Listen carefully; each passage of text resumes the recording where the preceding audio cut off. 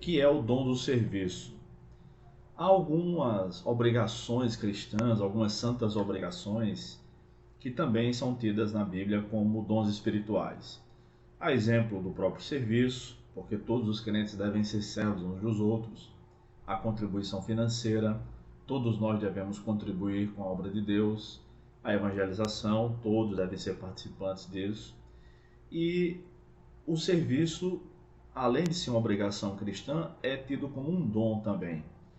Isso significa que, dentre todos os servos de Deus, alguns receberam o dom para ser servos de Deus, ou seja, para servir a Deus e ao seu povo de maneira mais intensa, conforme Romanos 12:7, onde o dom é mencionado, que diz o seguinte: se é serviço, que seja usado no serviço.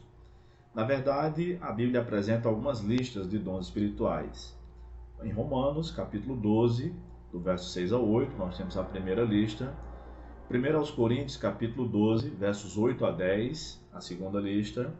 1 aos Coríntios 12, verso 28, há uma terceira lista ali.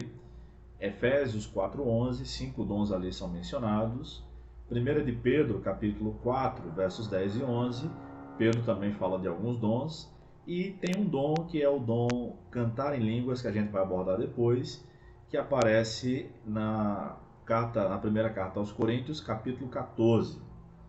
O dom do serviço é aquele dom em que as pessoas têm maior prazer e maior satisfação em servir aos irmãos, em servir à comunidade cristã. Isso pode se manifestar de várias maneiras, de acordo com as habilidades que cada pessoa tem, que cada crente tem.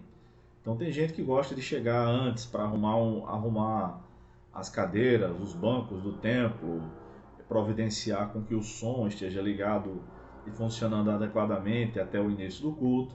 Tem gente que consegue organizar bem congressos, retiros espirituais, desde a escolha do lugar, a acomodação das pessoas, ao serviço de hotelaria durante o período do congresso, do retiro, do acampamento, enfim, e fica trabalhando nos bastidores. Essas pessoas nunca querem para si a honra, a glória, né? Os louros, elas só querem servir a Deus. E geralmente elas são muito discretas porque não ficam dizendo eu não quero aparecer, não. Elas simplesmente chegam e fazem o trabalho, tá? Então, se você identificar alguém na sua igreja que tem esse dom, nunca compare os demais irmãos com essa pessoa. Por exemplo, digamos que na sua igreja tem um irmão chamado João, que tem esse dom de serviço muito latente. Todo mundo percebe que ele é um grande servo dos irmãos.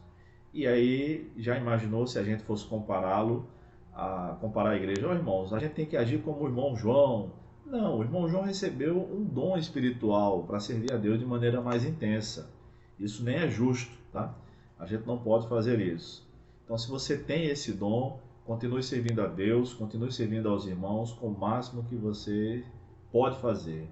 E que Deus te abençoe e até a próxima, querendo Deus.